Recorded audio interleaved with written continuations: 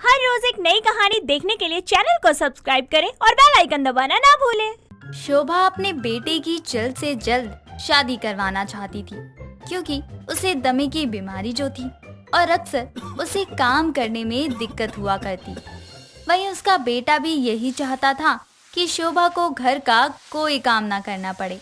वो एक शाम अपनी माँ से कहता है, माँ, आप घर में इतना काम क्यों करती हो? पूरा दिन थक जाते हो काम करते करते, और फिर आपकी सांसें फूल जाती है। ऊपर से आप इतनी भुलक करो, इन्हें कहीं भी रख के भूल जाती हो।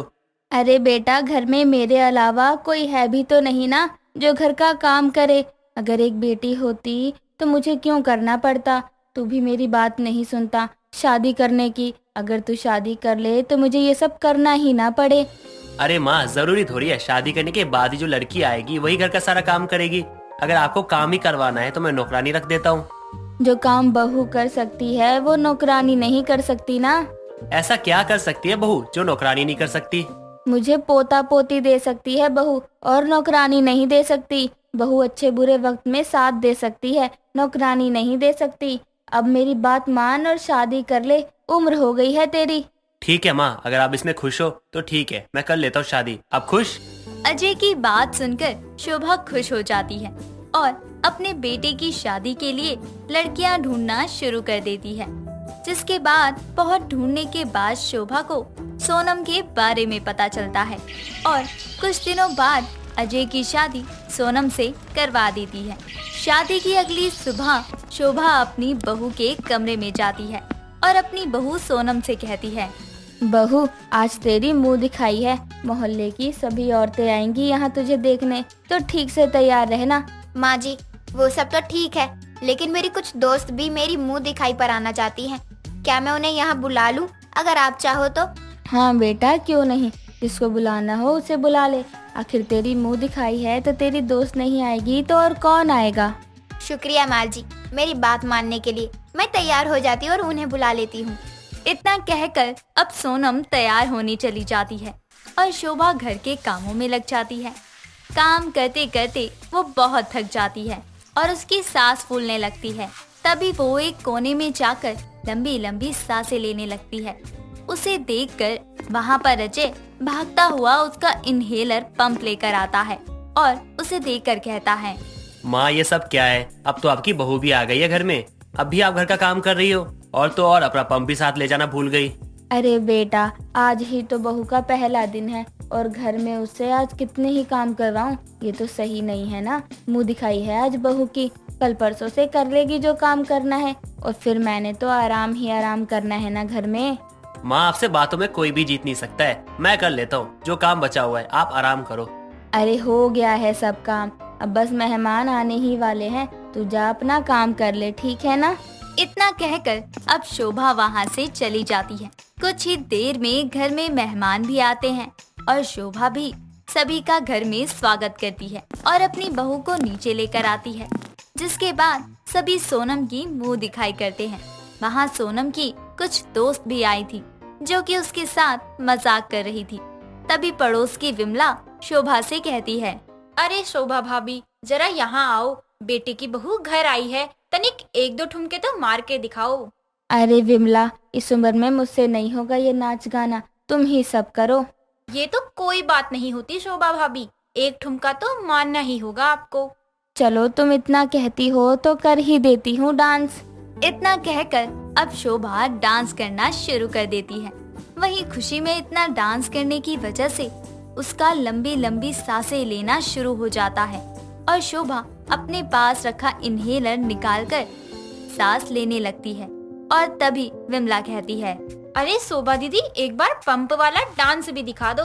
हाँ हाँ, क्यों नहीं। मेरे बेटे की शादी हुई है, जो बोलोगी वो करूँगी मैं तो आज। इतना कहकर अब शोभा अपने पंप के साथ ही डांस करने लगती है। ये देखकर सभी हंसते हैं। अगली सुबह सोनम शोभा के पास आती है और उससे पूछती है, माँ जी, क्या आपको सच में दमे की बीमारी है? हाँ बहू, लेकिन इतनी भी बीमार नहीं हूँ कि कुछ काम ना कर पाऊँ। तू चिंता मत कर, कुछ ही दिन हुए हैं तेरी शादी को, अभी तुझे काम करने की जरूरत नहीं है। मैं बूढ़ी जरूर हो गई हूँ, लेकिन आज भी बहुत जान है मेरे अंदर। जब मैं तेरी उम्र की थी तो पूरा घर अकेले संभाला करती थी। ऐसे ही शोभा लगातार बोलती रहती है, जिसकी वजह से उसकी सांसें फूलने लगती हैं और वो अचानक लंबी लंबी सांसें लेना शुरू कर देती है। ये देखकर सोनम कहती है, माँ जी क्या हुआ आपको?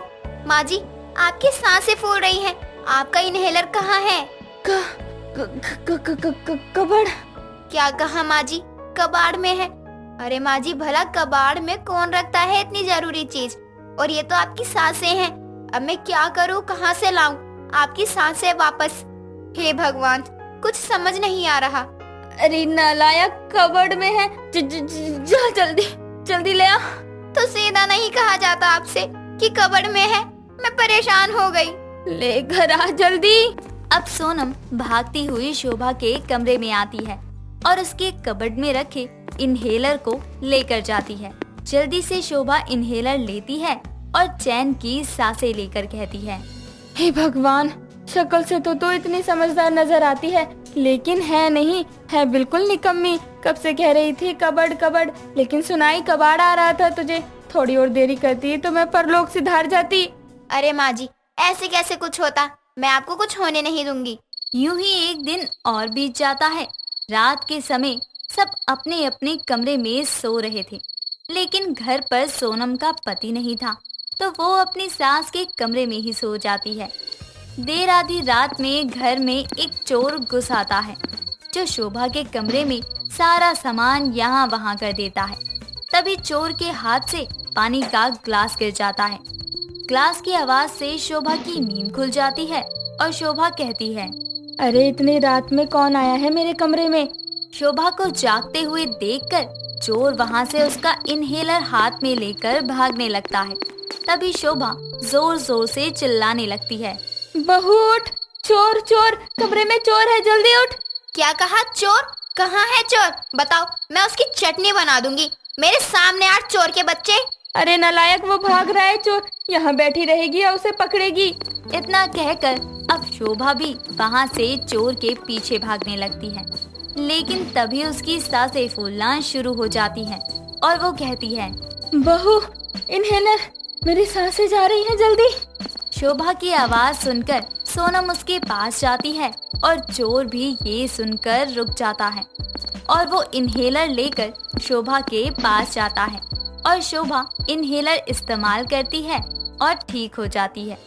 चोर फिर से भागने लगता है, जिसके बाद शोभा उसका हाथ पकड़कर कहती है, अब आया ना चोर हाथ में, बता क्यों आया था चोरी करने और क्या क्या चुराया?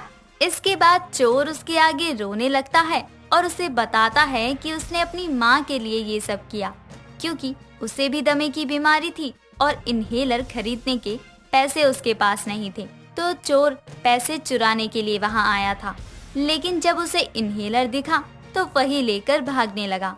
चोर की बात सुनकर शोभा की आंखों में आंसू आ जाते हैं और वो उसे कुछ पैसे देकर कहती है, अपनी माँ के लिए नया इनहेलर खरीद लेना, क्योंकि इसमें मेरी सांसें हैं।